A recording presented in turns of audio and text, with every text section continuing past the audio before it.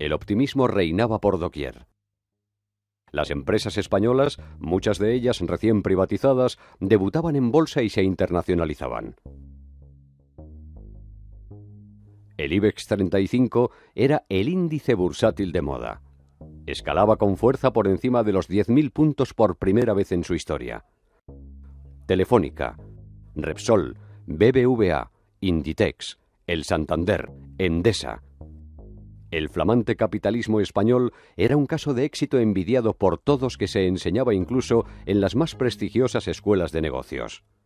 Toda Europa hablaba del milagro. España era el país de promisión.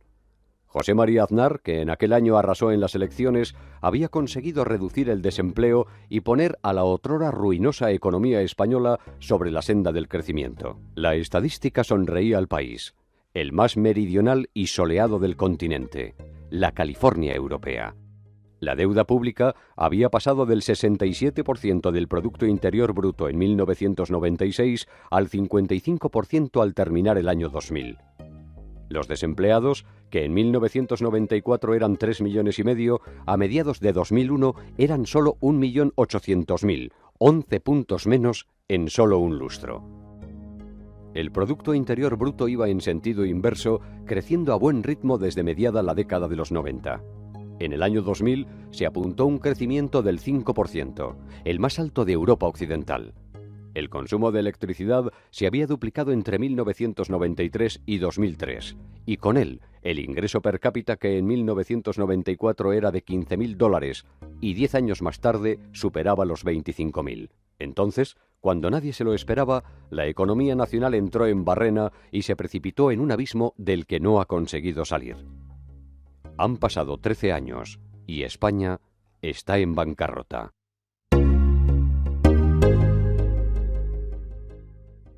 ¿Cómo un país que es el modelo a seguir puede terminar presentando la suspensión de pagos en un lapso de solo una década? No hay una sola razón, sino muchas.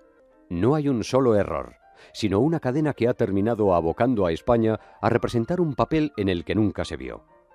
La economía española, que hace 10 años era el espejo donde se miraban las alicaídas potencias centrales de la eurozona, ha experimentado 3 impactos consecutivos cuyo desenlace final era necesariamente una catástrofe sin precedentes.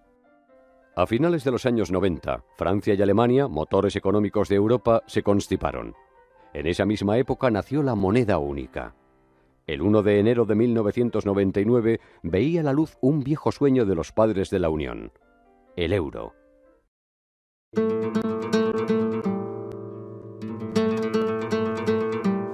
El euro es un proyecto político.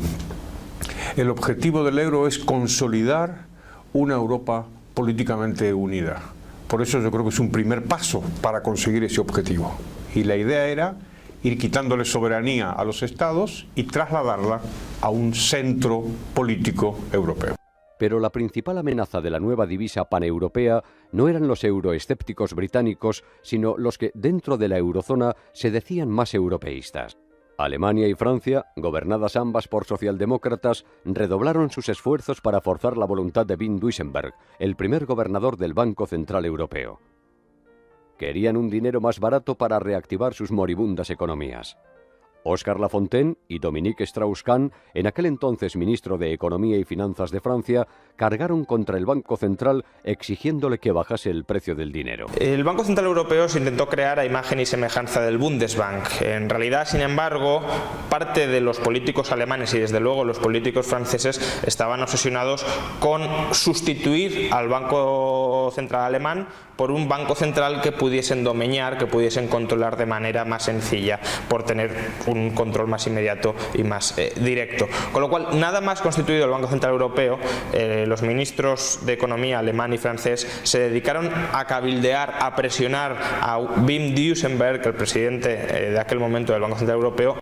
Duisenberg resistió el primer envite, pero tras los trágicos acontecimientos del 11 de septiembre de 2001, se sumó a la ola bajista que capitaneaba Alan Greenspan desde la Reserva Federal.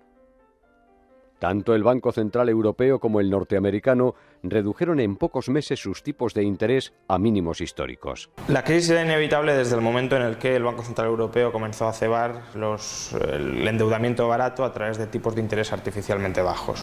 Esos bajos tipos de interés del Banco Central Europeo se trasladaron a la banca privada en forma de condiciones crediticias muy laxas para el resto de agentes económicos. Y como siempre sucede, cuando el precio de un producto se reduce, los bajos tipos de interés introdujeron a las familias y empresas españolas a demandar crédito de manera desproporcionada. Así, la deuda de las familias españolas creció desde los 300.000 millones de euros en 2001 a más de 800.000 millones en 2007. Entretanto, la deuda de las empresas se multiplicó por más de 3, desde los 400.000 millones de euros hasta superar los 1,2 billones. ¿Y dónde fueron a parar todos esos cientos de miles de millones de euros de crédito? Fundamentalmente al ladrillo. Entre el año 2001 y el 2007, el endeudamiento empresarial y familiar se triplicó.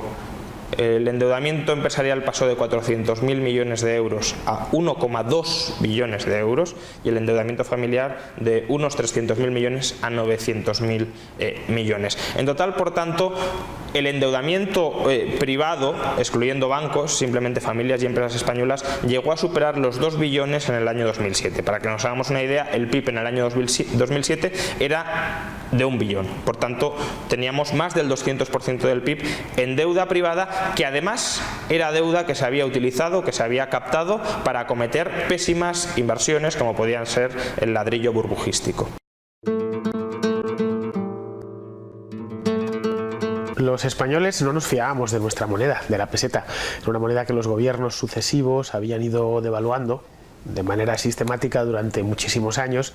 Entonces la gente lo que hacía era, nuestros antepasados, nuestros padres, nuestros abuelos, nosotros mismos en muchos casos habíamos ido guardando nuestros ahorros en forma de ladrillo. Esto era una manera de defenderse de la inflación, es decir, 1 millón de pesetas del año 1965 era una cantidad de dinero considerable. Ese mismo millón de pesetas 30 años más tarde, en 1995, compraba muy pocas cosas, un coche utilitario de los más baratos de gama y poco más. En 1993, el precio medio de la vivienda en España era de 917 euros por metro cuadrado. A partir de ese momento, empezó a encadenar alzas año tras año.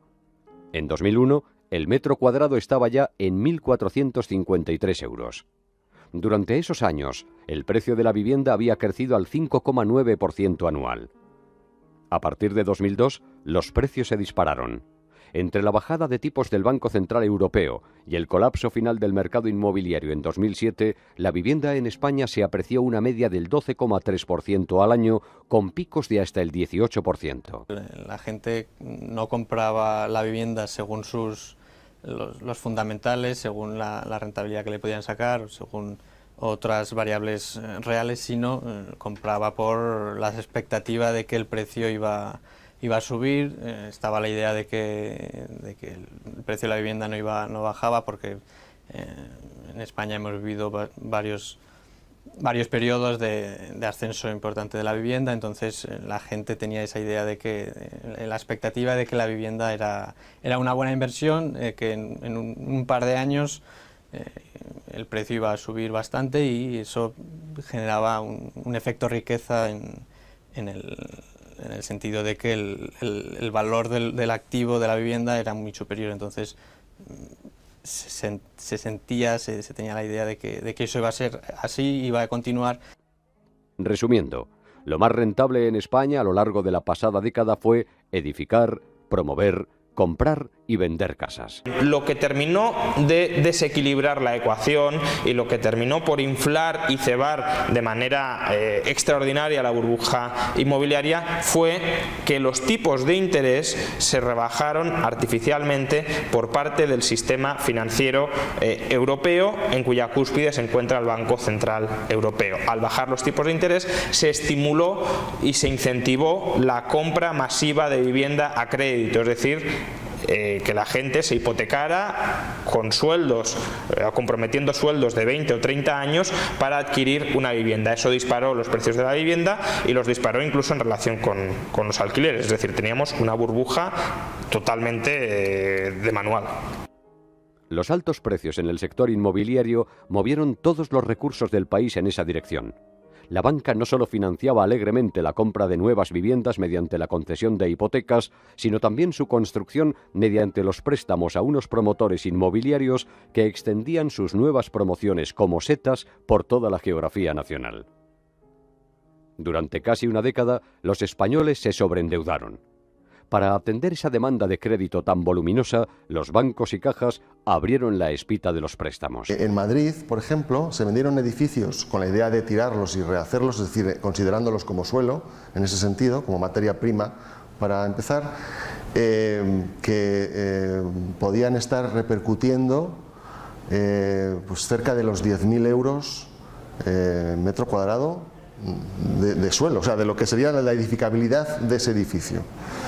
Hablo ya la superprime, la zona buenísima, con la idea ya que había de vender cerca de los 18-20.000 euros en Plaza de la Independencia, Serrano, ese tipo de sitios. Pero lo sorprendente ya no es tanto eso, que uno puede sospechar o pensar que en el centro de ciudades como París, Londres e incluso Madrid puede haber zonas concretas donde hay una demanda fuerte para ese tipo de producto caro. Lo grave, yo creo, de la burbuja fue que esto fue generalizado para todo tipo de barrios, capitales de provincia, etcétera. En España, un país grande y poco habitado para los estándares europeos, el bien más preciado empezó a ser el suelo. En los lugares más insospechados se levantaron ciudades de la nada destinadas a absorber la sed incontenible de los españoles por adquirir viviendas. En algún sentido, el llamado efecto riqueza es un efecto real. Pensemos en una persona que se endeuda para comprar una casa. La deuda de la hipoteca es baja, es barata, y el activo que compra, que es su casa, aumenta de precio. Pues lógicamente se sentía rico, porque en algún sentido lo era. ¿En qué otro sentido esto era falso y que la burbuja era insostenible? Había sido provocada por una expansión monetaria de las autoridades, y eso lo que hace es abaratar artificialmente los tipos de interés y generar este fenómeno. O sea que sí, hubo un efecto riqueza, en parte era verdad, solo en parte, y fundamentalmente era un engaño. Cuando tú contaminas una parte de la economía, sea grande o pequeña, en el caso de la vivienda estamos hablando de algo menos del 15% del PIB, eso tiene un efecto expansivo y amplificado sobre todo el resto de la economía, porque, por ejemplo, los trabajadores de la construcción, varios millones de puestos de trabajo creados en la construcción, empiezan a gastar y empiezan a consumir en otros sectores, y esos trabajadores a su vez mejoran y ven incrementada su capacidad para endeudarse, para comprar automóviles, para comprar quizá una segunda residencia, para irse de vacaciones, etcétera, etcétera. Entonces, todo ese gasto a su vez incentiva la creación de empleo en otros sectores de la economía, dependiente ese empleo de que continúe el gasto de los trabajadores de la industria del ladrillo. ¿Y de qué dependía que continuara el gasto de los trabajadores de la industria del ladrillo? De que continuara la expansión crediticia del sistema financiero europeo hacia la industria del ladrillo, es decir, de que familias y empresas siguieran endeudándose para comprar y para producir vivienda. Al final, un esquema Ponzi, un esquema piramidal que terminó obviamente colapsando. La recaudación en 2007 era un 65% superior a la de 2001. 175.000 millones de euros adicionales en el bolsillo de nuestros políticos, que comenzaron a gastar de las maneras más disparatadas posibles. Hacienda recaudaba más que nunca y el gobierno no tardó en buscar excusas para dilapidar ese torrente de dinero. En 2007, el gasto público era 150.000 millones de euros superior al de 6 años antes. Esos 150.000 millones de euros de gasto público adicional al año se gastaron en todo. Se gastaron fundamentalmente en hipertrofiar y en sobredimensionar el sector público en todo. En lugar de ahorrarlo, lo que hicieron fue gastarlo. Gastarlo en infraestructuras que no servían, gastarlo en universidades que no eran necesarias, gastarlo en sueños de modernidad que no eran tales, porque no eran inversiones que llevaran aparejada o que fueran acompasadas por el crecimiento de la economía real. Y lo que hace un gobierno cuando tiene dinero, y también cuando no lo tiene, es gastarlo. Las recaudaciones extraordinarias, fruto de una economía recalentada por el dinero fácil, se destinaron a los proyectos más descabellados y a hacer crecer el Estado hasta dimensiones inasumibles tan pronto como se ralentizase el crecimiento. El empleo público, no solo funcionarios, ni especialmente funcionarios, sino empleo público general, contratados, cargos de libre elección, etcétera, aumentó en 800.000 personas entre el año 2001 y el 2010-2011. La remuneración media de los empleados públicos creció por encima de la inflación, no necesariamente porque todo empleado público cobrara más, sino simplemente porque se fueron introduciendo en gran medida empleos públicos cada vez de clase cada vez más remunerada. Al calor del crédito y las recaudaciones que marcaban máximos históricos, se contrataron centenares de miles de nuevos empleados públicos, se subieron las pensiones muy por encima de la inflación y se emprendieron grandes obras públicas. La obra pública fue absolutamente disparatada en España. En el año 2009 gastamos 70.000 millones de euros en obra pública. Tenemos más kilómetros de AVE, de tren de alta velocidad, que ningún otro país del mundo salvo China, más kilómetros de autopistas y autovías que Francia o que Alemania. Hemos sido el país que más ha incrementado de Europa el número de aeropuertos, el número de kilómetros de líneas de ferrocarril no de alta velocidad, el número de oleoductos.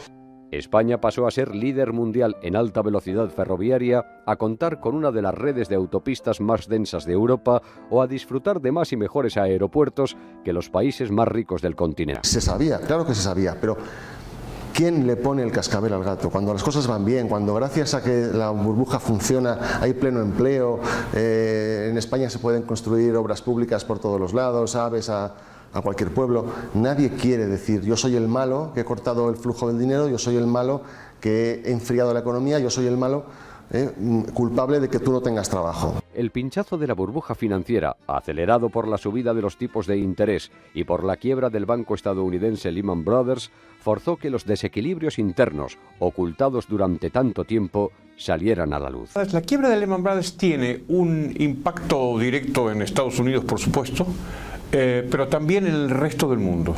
Y es la idea de que las instituciones financieras de gran tamaño pueden quebrar y no van a ser rescatadas.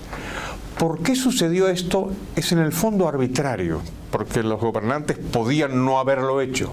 Probablemente se asustaron, no lo hicieron y después se asustaron todavía más por el resultado de pánico que generó, y a partir de ahí hubo una burbuja nueva, pero de rescates bancarios en América y fuera de ahí.